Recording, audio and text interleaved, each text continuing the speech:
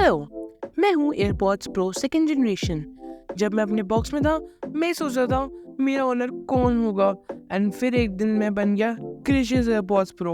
And इसने मेरे को इतना यूज़ करा है, इतना यूज़ करा है, इतना यूज़ करा है और फेंका भी है फिर से और फिर से।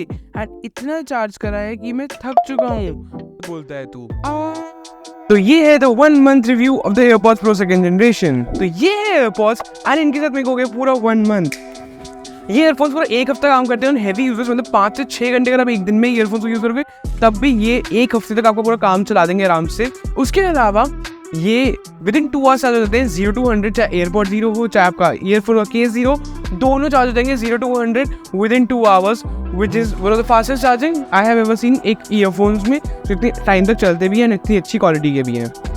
शायद मेरे ख्याल में तो मैं तो मुझे कहीं करूं शायद। अब मेरी आवाज तो बहुत ज्यादा बेस रही है, बहुत ज्यादा, पर ये एयरपॉड्स की आवाज बहुत ही ज्यादा प्यारी है।